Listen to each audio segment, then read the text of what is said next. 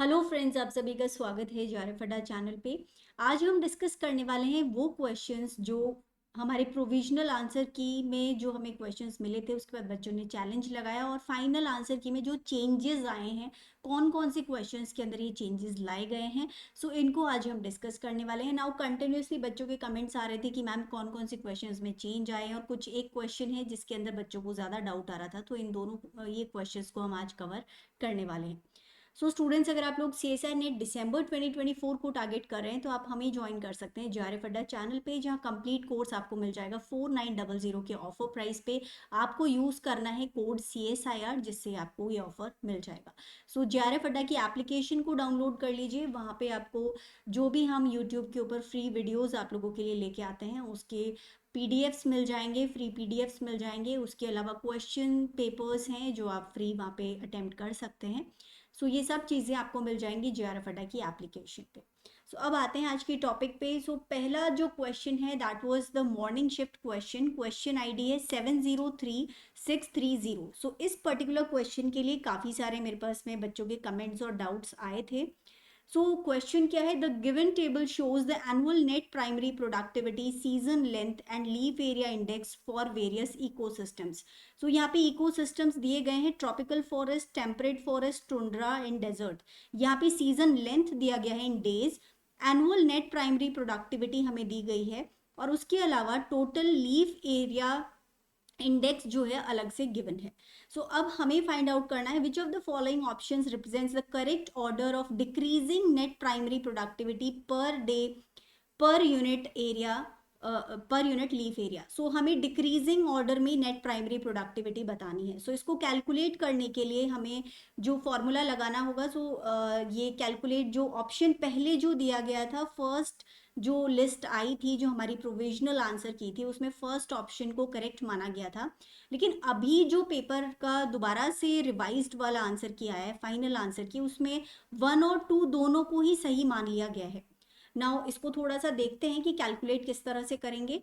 सो यहाँ पे season length given है, एनुअल नेट प्राइमरी प्रोडक्टिविटी, सो इन दोनों से हम पर डे प्रोडक्टिविटी निकाल लेंगे। सो ये निकाल ली हमने net primary productivity per day, और अब इससे निकाल सकते हैं net primary productivity per day per unit leaf area. So यहाँ पे टोटल लीफ एरिया इंडेक्स हमें गिवन है, इसके बेसिस पे इन दोनों से हम निकाल लेंगे पर day per unit leaf area का जो नेट प्राइमरी प्रोडक्टिविटी है। So it is 1.13 for tropical forest, temperate forest के लिए 1.03, टुंड्रा के लिए 1.80 एंड डेजर्ट के लिए 2.50। सो सबसे जो मैक्सिमम यहाँ पे दिखाई दे रहा है दैट इज फॉर डेजर्ट। सो सबसे पहले आएगा डेजर्ट, उसके बाद में आना चाहिए टुंड्रा सेकंड पे, सेकंड नंबर पे टुंड्रा आएगा, थर्ड पे ट्रॉपिकल एंड फोर्थ पे टेम्परेट। और इसी तरह इसी सीक्वेंस में जो फर्स्ट वाला आंसर है वो बिल्कुल सही आ रहा है। बट आई डोंट नो किस बेसिस पे अभी CSIR ने जो ऑप्शन 2 है उसको भी करेक्ट कर दिया है। नाउ न्यूमेरिकल क्वेश्चंस में कभी भी एक से ज़्यादा ऑप्शन सही नहीं हो सकते, और यहाँ पर जो डेजर्ट है उसको लास्ट में इन्होंने डाल दिया है। सो आई डोंट नो किस बेसिस पे डाला गया है, बट स्टिल जो आंसर की फाइनल आ चुकी है, we can't even challenge it, but still this is a questionable point कि किस बेसिस पे इन्होंने दोनों ऑप्शंस को करेक्ट किया है।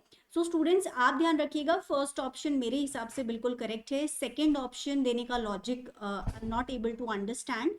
सो नाउ हियर जब दोनों ऑप्शंस दे दिए गए हैं, स्टिल आई फील कि जिन्होंने फर्स्ट ऑप्शन किया था उनके लिए कोई इसमें नुकसान नहीं है, बट जिन बच्चों ने सेकंड किया था ऑप्शन, उन लोगों को फ़ायदा ज़रूर यहाँ पे हो जाएगा। जो मेरे पास कमेंट्स आए थे वो बार बार बच्चे डाल रहे थे, ma'am life science first shift में 703630 का ऑप्शन 1 ही करेक्ट है ना। बिल्कुल बच्चे, ऑप्शन 1 ही मेरे हिसाब से करेक्ट है, ऑप्शन 2 का कोई लॉजिक यहाँ पे नहीं बनता, बट जो आ चुकी है answer key that we have to accept it. यही ऑप्शंस हमारे पास में रह जाते हैं। Now coming to the next question जिसके अंदर चेंज देखा गया है आंसर की में, that is question ID 703099 evening shift. तो डेफिनेटली इस क्वेश्चन में जो आंसर दिया गया था वो पहले गलत दिया गया था, और उसको सही करेक्ट कर दिया गया है अब फाइनल आंसर की के अंदर।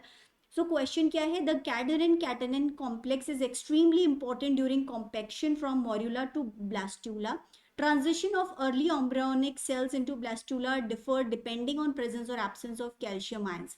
So definitely यहाँ पे जो calcium ions है वो definitely affect करते हैं. प्रेजेंस और एब्सेंस है कैल्शियम आयंस की, उसके अंदर ये ट्रांजिशन डेफिनेटली अफेक्ट होता है. In addition investigator block the expression of beta catenin using vivo morpholinoes to detect its effect simultaneously on compaction. So compaction पे इसका क्या effect होगा? Which of the following conditions will lead to most successful transition of morula into the blastula? So students, पहले जो first option है उसको correct बताया गया था first answer की में. So the blastula will continue to develop even when calcium ions are absent. So this is absolutely wrong. Calcium ions की presence जरूरी है successful transition of morula to blastula stage के अंदर. सो यहाँ पे ये वाला ऑप्शन जो है अभी इसको हटा करके फाइनली फोर्थ वाला जो ऑप्शन है उसको करेक्ट बताया गया है. Presence of calcium ions are essential for activation of cadherin and beta catenin so that actin gets mobilized and compaction ensures. So ये वाला ऑप्शन अब बिल्कुल सही है. सो यही दो चेंजेस हैं जो मुझे समझ में आए हैं और अभी आंसर की के अंदर जो चेंजेस देखे हैं उसमें यही दो क्वेश्चंस हैं जो मुझे समझ में आए. इसके अलावा भी अगर आपको लगता है कोई और क्वेश्चन के अंदर चेंज आया है, आंसर की में कुछ और भी चेंजेस हैं, तो ज़रूर कमेंट बॉक्स के अंदर कमेंट कीजिएगा. उन क्वेश्चंस को भी हम ज़रूर डिस्कस करेंगे. So students, that is all for this session. And अगर आप लोगों को वीडियो पसंद आया हो तो अपने फ्रेंड्स के साथ शेयर कीजिएगा, लाइक कीजिएगा और हमारे चैनल को ज़रूर सब्सक्राइब कीजिएगा. आपका सब्सक्रिप्शन ही हमारा मोटिवेशन है.